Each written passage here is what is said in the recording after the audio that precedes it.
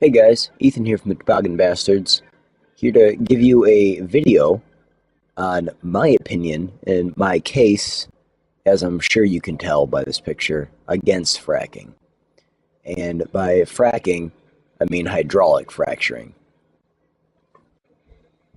So first thing I'd like to say right off the bat is this is not a extremely in-depth like documentary or report on fracking.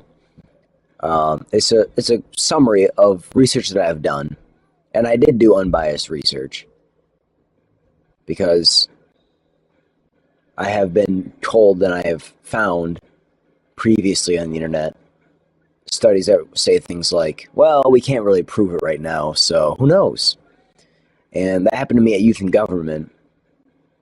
I don't know if anybody knows what that program is, but essentially it simulates state government for students. And I was there, and there was a debate over a bill that would legalize fracking in the state of Michigan. And I was for it because I thought it caused health problems and whatnot. And some people who had relatives in the fracking business argued that it didn't. And then I said, well, look it up, because I was pretty confident that it would be shown that it wasn't good for people, wasn't good for the environment. But whoever looked up the websites and whatnot found some websites that said that, we can't prove it right now. And then based on that, everyone voted no on the bill.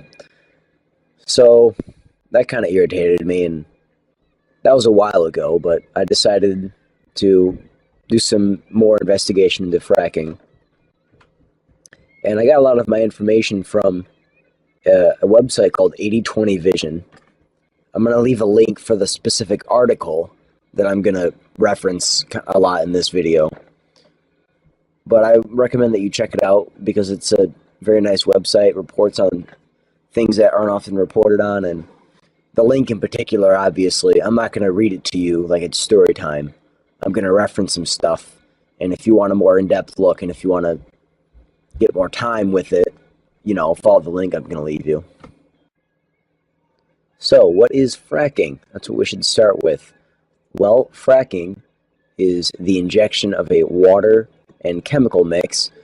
Chemicals, by the way, that have been linked to cancer. So they're carcinogens. They're human carcinogens. Anyways, injected into shale deposits underneath the ground to fracture the shale deposit, releasing natural gas up into the water above. The companies are supposed to use whatever method they prefer to keep the now natural gas, chemical contaminated water away from the rest of the water sources. But only 30 to 50% of this contaminated water is actually recovered by the companies. So that's 70 to 50% of contaminated water that they don't get, and that is floating around in the groundwater supplies of local communities. And that is fracking. That is what fracking really is. Fracturing companies will glaze over the parts where, they contaminate groundwater.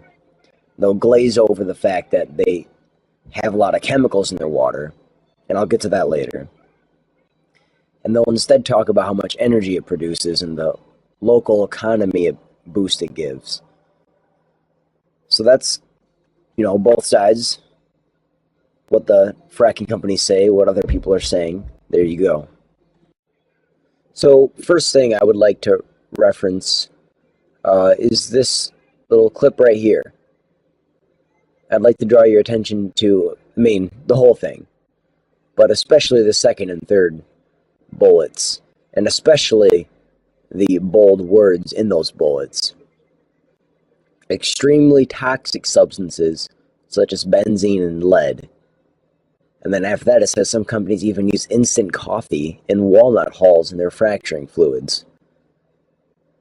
And then the third bullet, 29 chemicals that are known or possible human carcinogens, regulated under the Safe Drinking Water Act for the risks to human health or listed as hazardous air pollutants under the Clean Air Act. So that's red flag stuff. But why do they get away with that? It's because in 2005, George Bush and Cheney's energy bill exempted natural gas from the Safe Drinking Water Act, under the idea that these chemicals, their mixtures that they use, are proprietary information. Excuse me. So it's like a business. They're protecting their business because they'd be giving away company secrets, which, you know, it would be, but company secrets not so much in that it's their special mixture, but it's their good old cancer mixture.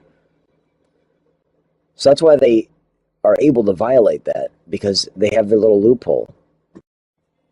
Next, I'd like to go through this clip real quick. Just draw your attention to a little bit here. Fractured shale, fourth line. These fissures may allow chemicals into the water system. In addition, recent reports suggest that radiation in the ground is contaminating the fracking fluid. And this radiation has been showing up in drinking water. And I have some clips further down that might support that idea. Real quick, in surface contamination, as I said, 30 to 50% of the water is typically recovered from a well, and it's highly toxic. You can see ponds, handling mishaps, all sorts of stuff like this. It can just release it into the environment. So this clip right here is a account of a woman's encounter with fracking. I'm not going to read it to you. I'll let you read it yourself. This one is not off 80/20, but I have the link and I'll leave it for you guys if you want to see this whole story and see what else the article talks about. So I'll give you a couple seconds to read this. So this clip again illustrating the loopholes that fracking companies and generally oil companies in general can get through. As you're reading this, note that fourth line, because these facilities are small, there is no obligation to report to federal authorities what pollutants might be emitted from those facilities, which means there's no information to paint a bigger picture of what communities are dealing with.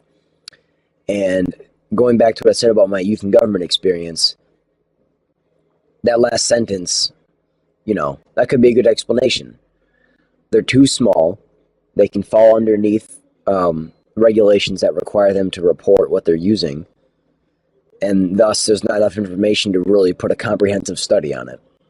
And I've ran across that on some other websites that are saying it's hard to really get a figure of how big this is because of the lack of information.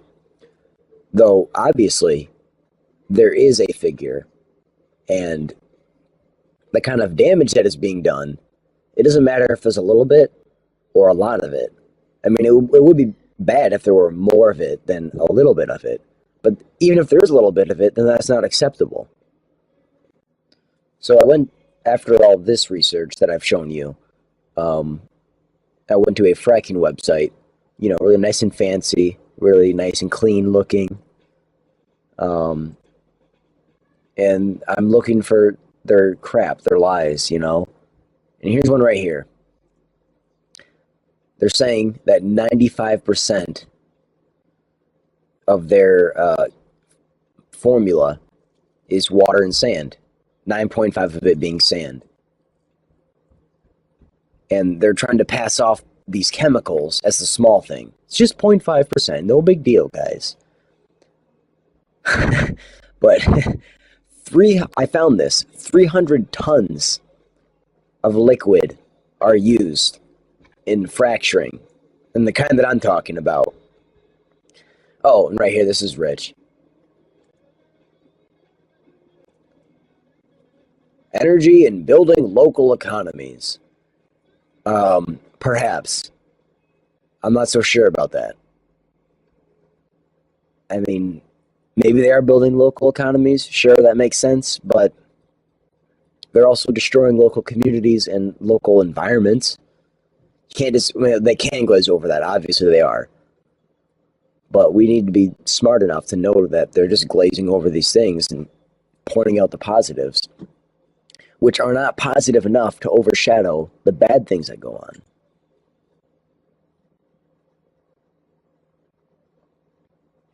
and their environmental commitment. Yeah. I gotta say, that's pretty rich.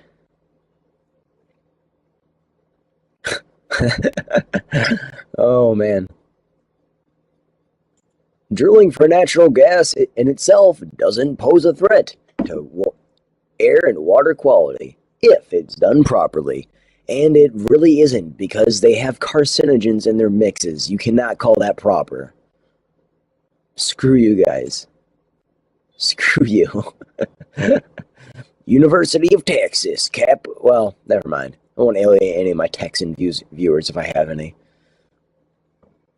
So that's pretty much what I got for you guys. Obviously, this has been a kind of an overview, a summary, a little informational pamphlet, audio pamphlet, if you will.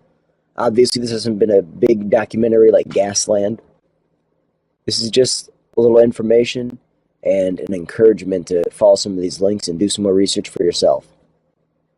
Anyways, I hope you found this informative, and well, I hope there's some feedback for this and I hope people like it, because I like doing this, and I would like to do more of these things, like blah blah blah's case on blah.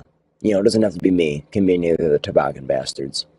So, if you enjoyed this, please send that feedback so we know to continue doing this, and have a nice day.